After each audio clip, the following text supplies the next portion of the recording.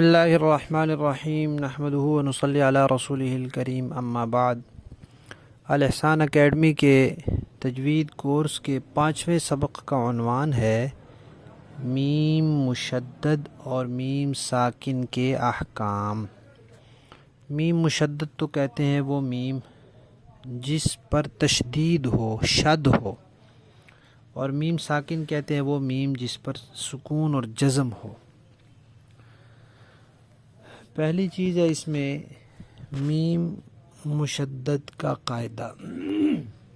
تو جو میم مشدد کا قاعدہ ہے وہی نون مشدد کا بھی ہے، یعنی میم جو شد والا تشدید والا ہو، جب اس کو ادا کرتے ہیں تو آواز ناک میں جاتی ہے اور ایک الف کے برابر یعنی 1 سیکنڈ اس میں دیر لگتی ہے، آواز جاری رہتی ہے۔ تو یہی قاعدہ نون مشدد کا بھی ہے، اس لیے دونوں کا یہاں بیان ہوا ہے، میم اور نون مشدد کا قاعدہ، کہ جس نون یا میم پر شد ہو تو اس پر غنہ کرنا لازم ہے، یعنی اس کی آواز کو ناک میں لے جا کر ایک الف کے برابر دیر لگانی ہے، 1 سیکنڈ دیر لگانی ہے۔ جیسے عم، یہ اوپر والی جو لائن ہے اس میں میم کی مثالیں ہیں، اور جو نیچے والی سطر ہے اس میں نون کی مثالیں ہیں۔ ثم ہلم لما محمد مسمى وغیرہ۔ اور نون کی مثالیں کیا ہیں؟ انا عنا منی وغیرہ۔ دوسرے نمبر پر ہے جی میم ساکن کے قواعد، کہ جس میم پر جزم ہو، سکون ہو، اس میم کی کتنی حالتیں ہیں اور اس کو کیسے پڑھنا ہے، تو یہ اس کے بارے میں بتایا ہے کہ جو میم ساکن ہوتا ہے اس کے 3 قاعدے ہیں، 3 حالتیں ہیں، اس لیے اس کے مطابق قاعدے بھی 3 ہیں۔ ایک قاعدے کا نام ہے ادغام، دوسرے قاعدے کا نام ہے اخفاء، تیسرے قاعدے کا نام ہے اظہار۔ یہ 3 قاعدے ہیں۔ پہلا قاعدہ ہے ادغام۔ ادغام کا لفظی معنی ہوتا ہے ملانا۔ ادغام کا لفظی معنی ہوتا ہے ملانا۔ تو میم ساکن کے بعد اگر دوسرا میم آ جائے تو دونوں میموں کو ملا دیتے ہیں۔ جب ایک ساکن ہوتا ہے دوسرا متحرک ہوتا ہے اور دونوں کو ملا دیتے ہیں تو وہ پھر ایک مشدد میم بن جاتا ہے، تشدید والا میم بن جاتا ہے۔ تو اسی کو ادغام کہتے ہیں، کہ ایک کو دوسرے کے ساتھ ملا کے پڑھیں۔ اس کو کہتے ہیں ادغام شفوی۔ شفوی کیوں کہتے ہیں؟ شفتن کہتے ہیں ہونٹ کو، اور میم جو ہے یہ ہونٹوں سے ادا ہوتا ہے۔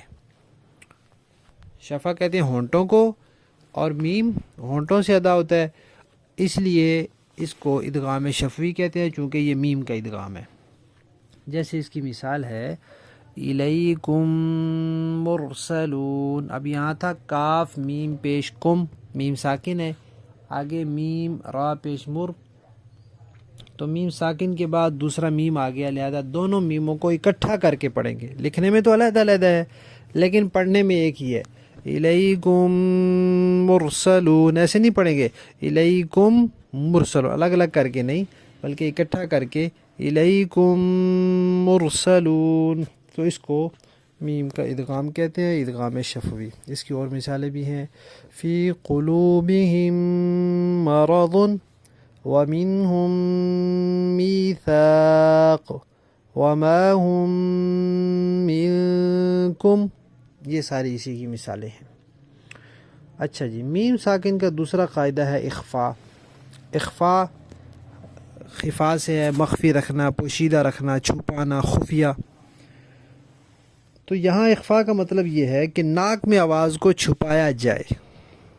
ادغام کا مطلب تھا ملانا، اخفاء کا مطلب ہے چھپانا۔ تو ناک میں آواز کو چھپایا جائے، یہ کب ہوگا؟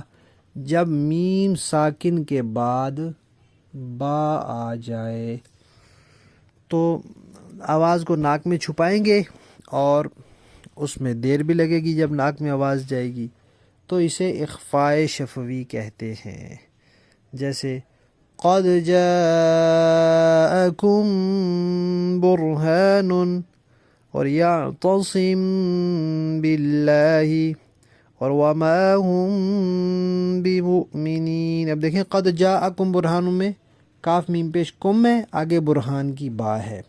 اسی طرح یعتصم باللہ میں صاد میم زیر صم، آگے باللہ کی با ہے. وما ہم بمؤمنین میں ہا میم پیش ہم، آگے بمؤمنین کی با ہے. تو میم ساکن ہے اور اس کے بعد با آ رہی ہے، تو یہاں اخفاء ہوتا ہے. جیسے ام بھی، یہ ہو گیا. میم کا آخری اور تیسرا قاعدہ ہے، اس کا نام ہے اظہار. اظہار کا مطلب ہوتا ہے ظاہر کرنا. تو میم کے بعد اگر دوسرا میم آ جائے تو ادغام ہوتا ہے، ہم نے پڑھ لیا.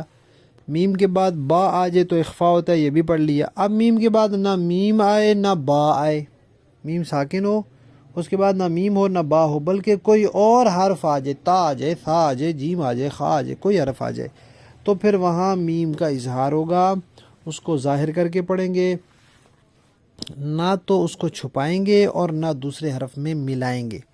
اس کی مثال ہے فَلَهُمْ أَجْرٌ عَظِيمٌ. فَلَهُمْ کا میم ہے، ساکن ہے، آگے حمزہ آیا ہوا ہے اجرن کا.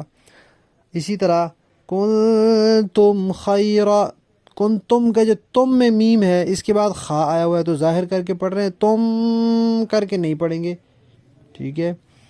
اچھا اسی طرح ان لہم جنات، لہم کا جو میم ہے اس کے بعد جیم ہے.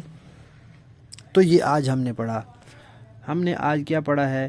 ایک تو ہم نے پڑھا ہے کہ میم اور نون مشدد کا قاعدہ پڑھ لیا.